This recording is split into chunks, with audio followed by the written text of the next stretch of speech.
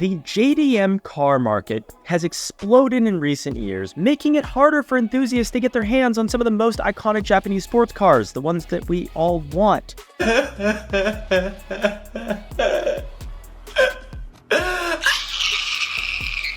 Cars like the GT-R, the Supra, the Mazda RX-7 have become prohibitively expensive, often fetching six-figure price tags for the best examples at auction. But for those who know where to look, there are still some lesser-known alternatives that are fun to drive without the eye-watering, wallet-shattering price tags. In this video, we're going to talk about some of the most questionably priced JDM legends and suggest some more affordable, obscure alternatives that share similar engines, drivetrains, or performance characteristics. There are a lot of these, so this is probably part one of a part multiple series. Now let's look at the R34 GT-R versus the F31 Leopard. The R34 GT-R is one of the most coveted JDM cars, actually be the most coveted JDM car of all time. Packing an RB26 twin-turbo engine, a Tesla all-wheel drive system, and a reputation bolstered by a whole bunch of movies and popular culture. It's no surprise that clean examples are now bringing $150K plus. The R34 is a legendary machine, but it is out of reach for most normal car enthusiasts like me, like you. If you're looking for something with a similar vibe but at a fraction of the price, consider the F31 Leopard. Made between '86 and '92, the Leopard shares the RB engines with its more famous sibling.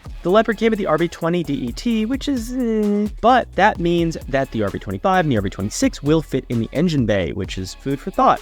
While the F31 is not all-wheel drive like the GT-R, its rear-wheel drive layout makes it similar to the GTT. It's a whole bunch of fun to drive on twisty roads, and it has that iconic Nissan turbocharged punch. You can find a clean Leopard imported to the States between $8 and $15 grand, depending on condition and miles. It might not have the cult status of the 34, but it's a hidden gem, and that's pretty darn cool. Now next up, the Mark IV Supra. It's another JDM legend that has seen its value skyrocket in recent years, thanks in part to its starring role in Fast and Furious and the 2JZ GTE sitting under the hood. A clean, manual, left-hand drive Supra can bring $100K or more, making it one of the most expensive Japanese sports cars on the market. The Supra blends together rear-wheel drive performance and turbo power, making it a dream car for many, but at these prices, it's unattainable for most enthusiasts. Now, a fantastic alternative is going to be something like the JZX 100. The JZX comes equipped with the 1JZ GTE, which is a smaller but similar version of the 2.5 liter version of the 2JZ. The 1J is highly tunable and can produce some big power with basic bolt-ons. The JZX's rear-wheel drive has a manual transmission option, though harder to find, but you can swap one in, and delivers a similar driving experience, albeit with a little bit more weight, but the added benefit of 4 doors to the Supra. Prices for the JZX 100 are around 30 to 40 grand, depending on what you're looking at, but it's still affordable and practical when compared to the Supra. It has a strong aftermarket scene, both in the drift community as well as in just like the car community as a whole, allowing you to modify it the way you would a Supra. Now, the FD RX-7 is another icon of the JDM world, revered for its lightweight chassis and the twin-turbo 13B engine. Its sleek design, best looking of the 90s Japanese sports cars by the way, and its pretty darn impressive performance have made it a favorite among enthusiasts. The downside is that RX-7 prices have shot through the roof. While you can get a beat one for 30 grand, the ones that you want are 50 to 80K. The cost of these cars, coupled with a notoriously high-maintenance rotary engine, can make owning an FD a financial challenge. If you want rotary power without the RX-7 price tag, the Mazda COSMO offers a compelling alternative. The COSMO, produced from 90 to 96, is a Grand Touring coupe that was Mazda's flagship luxury car. Yes, they made luxury cars. What made it special is the option of a 20B REW, a 3-rotor twin-turbo engine, which is a rare and highly sought-after power plant. The Cosmo's 20B produces smooth linear power at high RPMs and offers even more displacement than the RX-7's 13B. While it's more of a grand tourer than a lightweight sports car, the Cosmo delivers rotary magic in a unique and classy package that's going to have people snapping their heads going, what's making that noise? Prices for the Cosmo are like 30 grand-ish, making it a steal for what you get, plus owning a 3-rotor rotary gives you instant street cred among rotary fans. If you have a bridge-ported Cosmo, like, tag us on Instagram or something. I want to see this.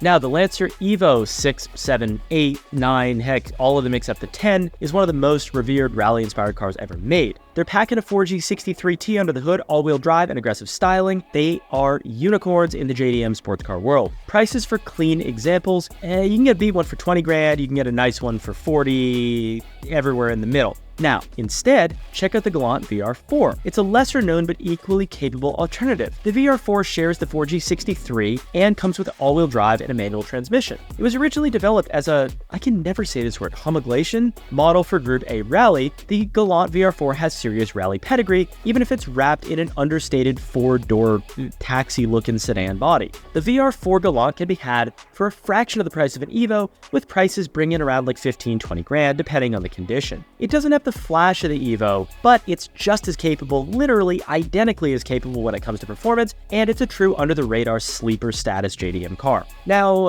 this comparison I think is a little tenuous, writers were going to talk, but the NSX NA1 is one of the most iconic Japanese sports cars ever made, and we had to draw some kind of comparison here. It's a Formula 1 inspired design, and it's referred to as basically Japan's Ferrari, and prices have reflected that. Clean manual transmission examples are six-figure cars all day. It's lightweight, it's precise handling, and in my opinion, it's one of the best driver's cars ever produced, but it's become more of a collector's item than an enthusiast car. If you want a high-revving, lightweight Honda experience, the Honda INTEGRA Type R DC2 is a great alternative. You might be saying front-wheel drive versus rear-wheel drive, mid-engine, front-engine. Look, it's one of the best handling front-wheel drive cars ever made, and the B18 C5 produces a healthy 197 horsepower at 8,400 RPM. The INTEGRA Type R offers a pure driving experience with precise steering, a close ratio, 5-speed manual transmission, and a lightweight chassis that makes it a joy to drive on twisty roads. You might be saying, well, they're still expensive, Type Rs are crazy. You can find a nice example for like 20 grand these days. And you might be saying as well, Jake, why wouldn't you tell me about the S2000? One, everyone knows about the S2000, and two, S2000s are freaking wildly expensive too. So there's that.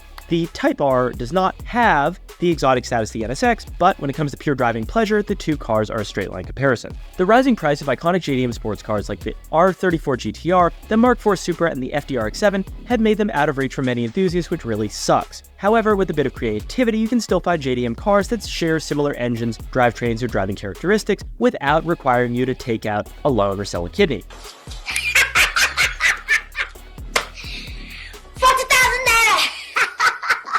Whether it's the Nissan Leopard, the Toyota Cresta, the JZX100, the Mazda COSMO, the Mitsubishi Galant VR4, the INTEGRA Type R, or a whole bunch of other cars, the lesser-known alternatives offer similar fun level at a fraction of the cost. In the world of JDM cars, you don't always have to chase the big names. Sometimes the hidden gems are the most rewarding to own. If you guys want to see a part 2 to this video, drop a comment down below with some other cars we should talk about. Hit the like button, hit the subscribe button, drop a comment down below, pick up some wheels from our website, and I'll see you in the next one.